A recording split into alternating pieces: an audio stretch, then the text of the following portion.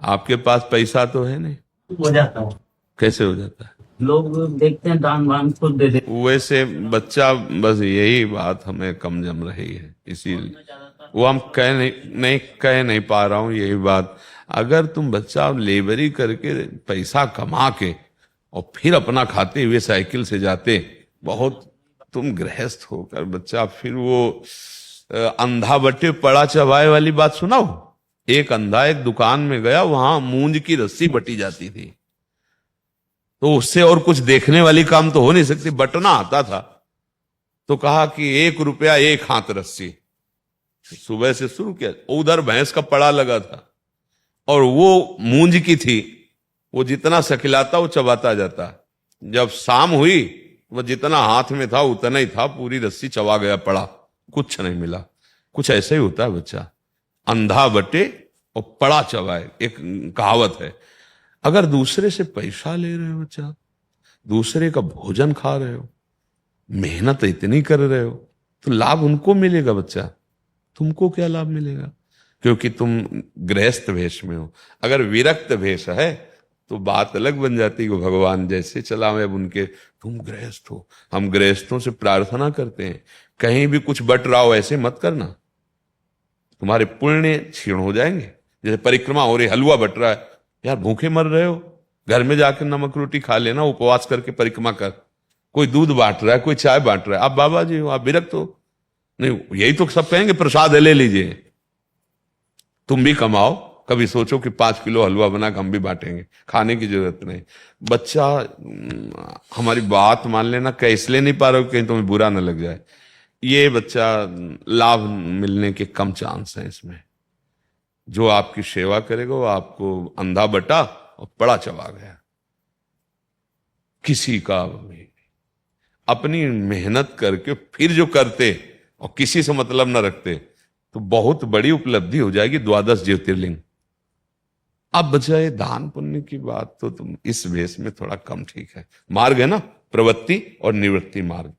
जैसे गृहस्थ आप जन हो, किसी आश्रम में जाओ, भोजन मिल जाए तो आप चाहे 50 रुपया दो, वहां दे दो चुपचाप, फ्री भोजन मत लो, फ्री सेवा मत लो, तो आप आए हो पुण्य प्राप्त करने के लिए, आपको प्राप्त हो जाएगा।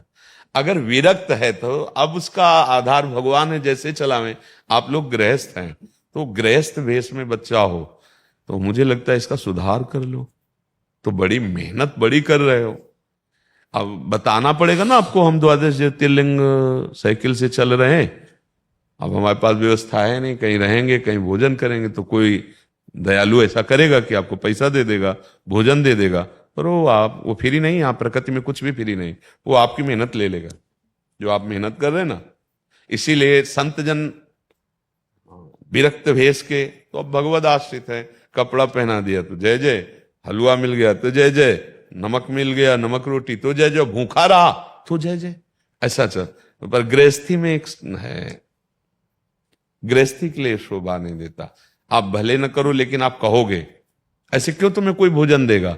आप पहले कहोगे मैं 12 ज्योतिर्लिंग साइकिल से यात्रा कर रहा हूं, मेरी कोई व्यवस्था नहीं है, जो भगवान करते हैं वही कर देते हैं। अब ये बात सुनकर सबको लगेगा कि थोड़ा अर्थव्यवस्था, थोड़ा भोजन व्यवस्था, वो आपको सब जो वो सब जा रहा है, आपके जेब का धन, जो ये मेहनत है ना, ये जा रही है।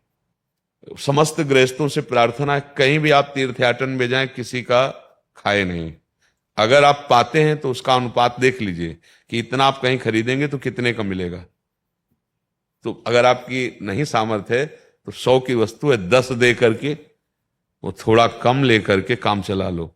अगर आप भरपूर वहां सेवा लेते हैं, मुझे आए थे सुकृत करने, वो आपके सुकृत और जो पुराने भी थे वो वहां, यही बहुत होश की बातें होती है, सत्संग से यही पता चलता है कि जैसे आप परिक्रमा कर रहे हैं, आप वृंदावन आए हैं, तो आप कहीं देख रहे हैं कि ऐसा चलो खा लेते हैं, नहीं नहीं नहीं, उपवास करो, भूखे रहना, कष्ट सह जाना, और अपने से 2 रुपया 4 रुपया अगर भी है कुछ ले लिया, पानी पी लिया, पेट भर लिया, काम चल जाएगा। हमें दूसरे का नहीं, मेहनत करके पाना है गृहस्थ धर्म में। यही तो गलतियां हो जाती, तभी लाभ नहीं मिलता कि हम गए थे तीर्थयाटन करने और पर अशांति है। अरे कैसे भगवत मार्ग में चलने वाले को एक नियम है, प्रवृत्ति मार्ग और निवृत्ति मार्ग। ये बच्चा आपकी प्रवृत्ति के विपरीत मार्ग की चेष्टाएं हो रही, किसी से अर्थ लेना, किसी से भोजन लेना। अब आप देख लीजिए और आप सुधार कीजिए। तो मेहनत बहुत कर रहे हो यार, साइकिल से 12 ज्योतिर्लिंग बहुत मेहनत की बात है।